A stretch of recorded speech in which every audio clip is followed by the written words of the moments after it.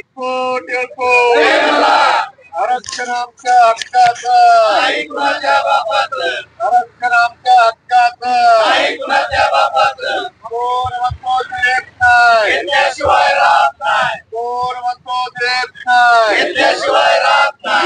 Doctor Babasaheb आंबेडकरांचा, महात्मा ज्योतिरावांचा, छत्रपती शिवाजी महाराज की.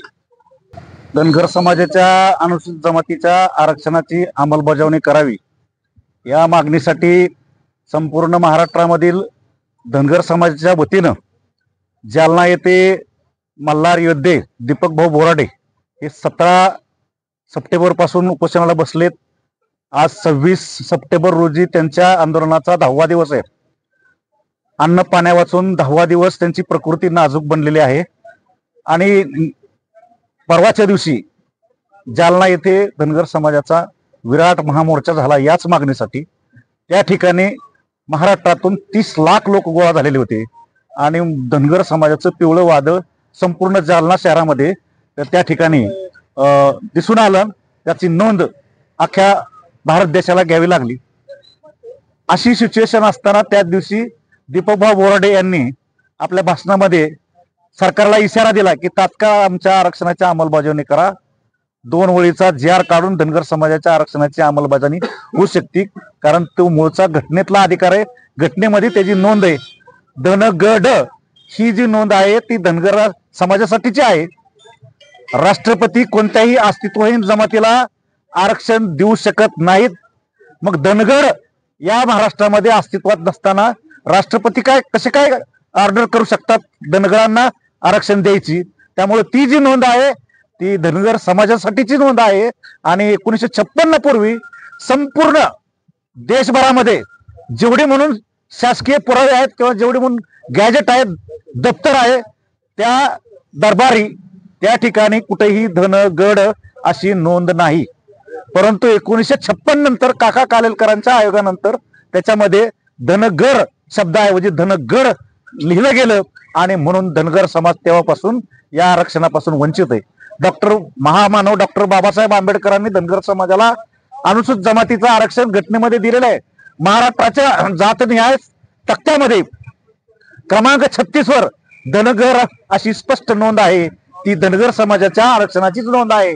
आणि म्हणून 1, 2, 4 ओळीचा जी.आर. महाराष्ट्र शासनाने काढायचा आहे की या राज्यामध्ये धनगर अस्तित्वात नसून जी सूची क्रमांक 36 वर नोंद आहे ती धनगरासाठीच आहे.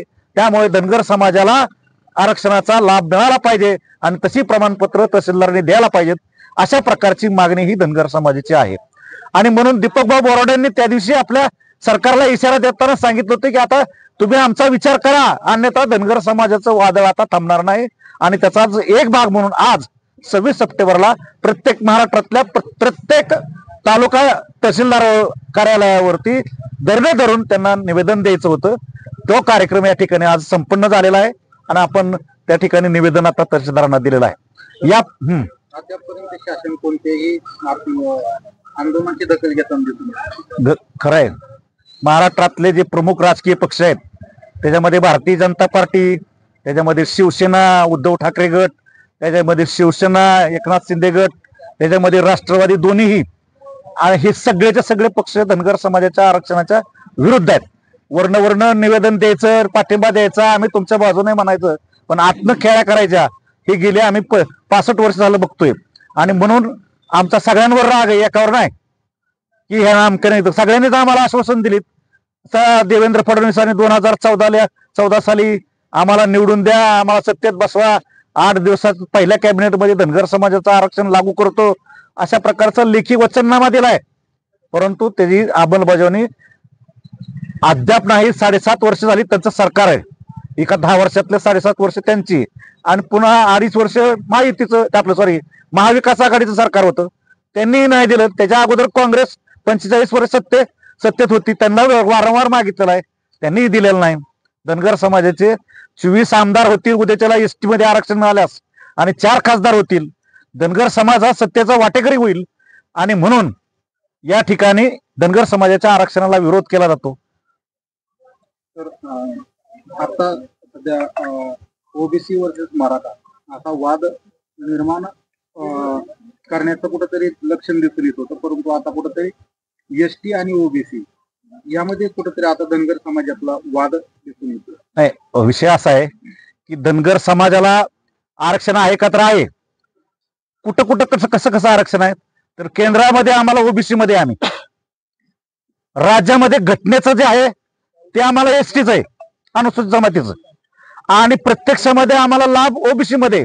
म्हणजे आज आम्ही जर जेवायला बसलो तर ताटामध्ये आपल्याला काय भाजी भाकरी चपाती काय कांदा लिंबू काय असेल ते असतं, तसं आजच्या ताटामध्ये आमचं ओबीसीच आहे. त्यामुळे ओबीसीची काही मंडळी आमच्या समाजाची या ओबीसीच्या आरक्षणामध्ये आपली भूमिका बजावताना दिसत आहेत. आमचं काय म्हणणं आहे, आमच्या ताटातलं तर आहेच आहे, त्याचा विषय काय तो चाललेला तुम्हाला सगळ्या महाराष्ट्राला माहिती आहे, पण आम्हाला घटनेनं दिलेलं द्या. म्हणून काही लोकांना असं वाटू शकतं का की ओबीसीच्या काही लोक यांची विरोध करतात, ओबीसी मध्ये मराठा समाज आला म्हणून इकडे एसटीचं आरक्षण मागतायत.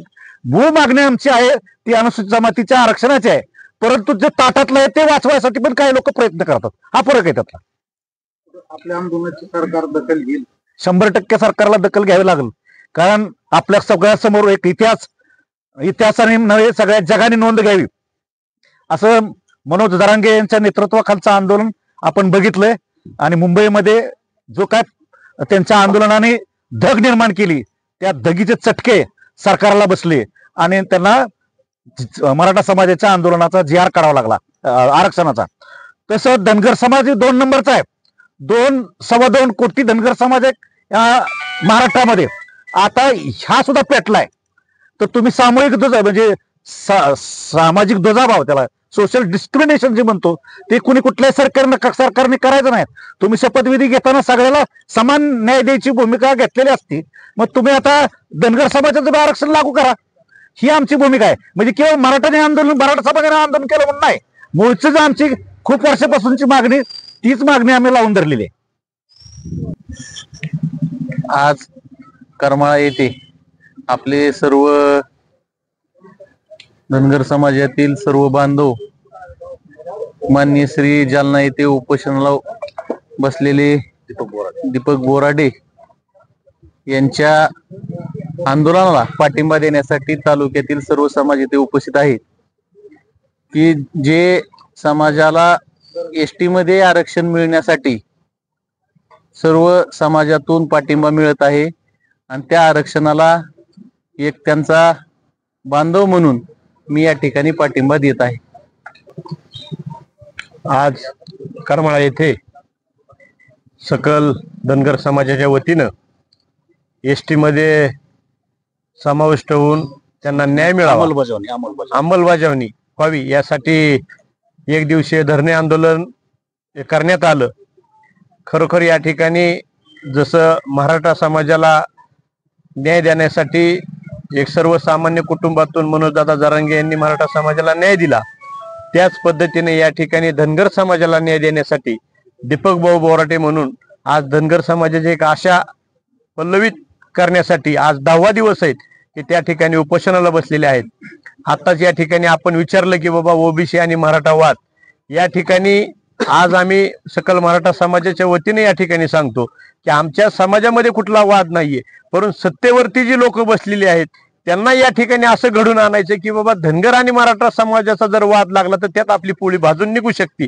परंतु या ठिकाणी जे महाराष्ट्रातली जनता आहे ते मग मराठा समाज असेल धनगर समाज असेल, डॉक्टर बाबासाहेब आंबेडकरांनी जी घटना लिहिली त्या घटनेनुसार प्रत्येकाला ज्याचा त्याचा न्याय मिळाला पाहिजे ह्या मताचे आम्ही या ठिकाणी आहोत. आमच्या करमाळा तालुक्यामध्ये धनगर आणि मराठा समाज हा वाद कधी होणार नाही. परंतु मला या ठिकाणी आवर्जून सांगायचे की काल दीपक भाऊ बोराडेंनी ज्या वेळेस त्यांनी त्या ठिकाणी वक्तव्य केलं की मराठा समाजासाठी एका जातीसाठी एक मनोजदादा जरांगे नावाचा लढव्या त्या ठिकाणी लढत होता, त्याला यश आलं.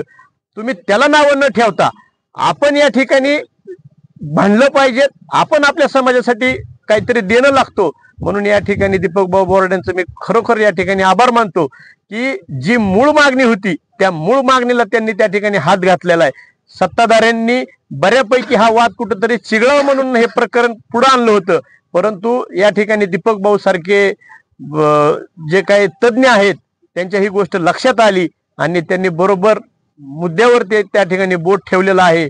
मी या ठिकाणी आणखीन एकदा सांगतो की आमच्या करमाळा तालुका मराठा सकल समाजाच्या वतीनं, करमाळा तालुका राष्ट्रवादी काँग्रेस पक्षाच्या वतीनं या आजच्या आंदोलनाला या ठिकाणी पाठिंबा जाहीर करतो.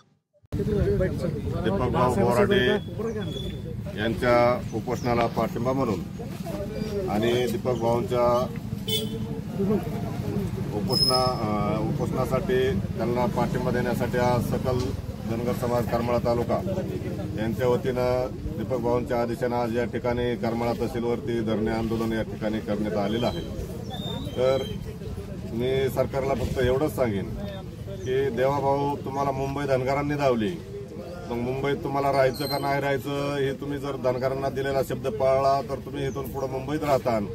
अन्यथा महाराष्ट्र जर पेटला, दीपक भाऊंच्या जर जीविताला काय बरं वाईट झालं, जर महाराष्ट्र जर पेटला तर अख्खी जबाबदारी ही तुमच्या महाराष्ट्र शासनावर राहील. इथून पुढच्या काळामध्ये तुम्ही जेवढं लवकरात लवकर धनगर एसटी आरक्षणाची अंमलबजावणी करता तेवढं तुमच्या फायद्याचं राहील. अन्यथा इथून पुढे महाराष्ट्रातला धनगर तरुण हा आता इथून पुढे शांत बसणार नाही, अशी मी त्यांना या ठिकाणी सूचनावाचा विनंती करतो. आणि त्यांना एकच सांगेन की जर महाराष्ट्राने आतापर्यंत धनगर समाजाची शांत आणि संयमी आंदोलनं बघितलेली आहेत, परंतु इथून पुढच्या काळामध्ये धनगर समाजाचा तुम्ही संयम बघू नये, त्यांचा तुम्ही अंत बघू नये.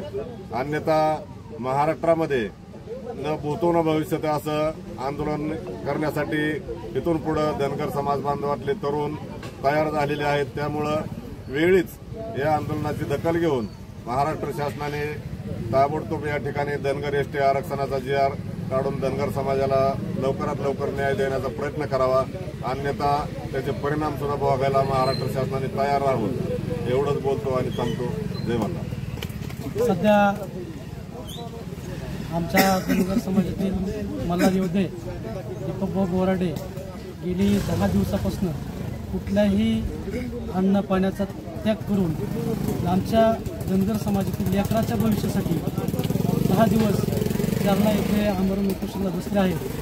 परवा जालना येथे ना भूतो ना भविष्य असा प्रचंड 5-6 लाखाचा समुदाय असलेला मोर्चा त्या ठिकाणी झाला आणि दीपकभाऊच्या आदेशानुसार आज प्रत्येक महाराष्ट्रभर प्रत्येक तालुक्यात 1 दिवसीय धरणे आंदोलन करण्याचा निर्णय दीपकभाऊ यांनी घेतला आणि त्याच अनुषंगाने आज करमाळा तहसील येथे सकल धनगर समाज करमाळा तालुक्याच्या वतीनं 1 दिवसीय धरणे आंदोलन झालं.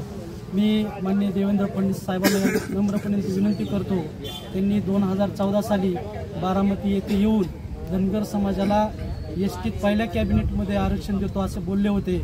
माननीय देवेंद्र भाऊ, तुम्ही 100% कॅबिनेट झाल्यात, 2दा मुख्यमंत्री झालात, 1दा उपमुख्यमंत्री झालात, तरी देखील तुमचा धनगर एसटी आरक्षणाचा अभ्यास तुम्ही का केला नाही आणि आमच्या मागणीला जाणून बुजून तुम्ही टाळताय का? नसलं द्यायचं तर नाही म्हणून सांगा, तुम्ही शब्द दिला असं खोटा दिला म्हणून तरी जाहीर करा. आमच्या धनगर समाजाची फसवणूक करू नका. आमची तुम्हाला नम्र विनंती, आमच्या लेकरांच्या भविष्याशी समाजाच्या भविष्याशी तुम्ही खिलवाड करू नका. आमची जी मूळ मागणी एसटी आरक्षणाची, आमची नव्याने मागणी ना, आमची फक्त अंमलबजावणीची मागणी ती लवकरात लवकर करावी आणि आमच्या दीपक भाऊंच्या बोराडे यांच्या आमरण उपोषणाचा जीवात जीव जोपर्यंत आहे तोपर्यंत द्या.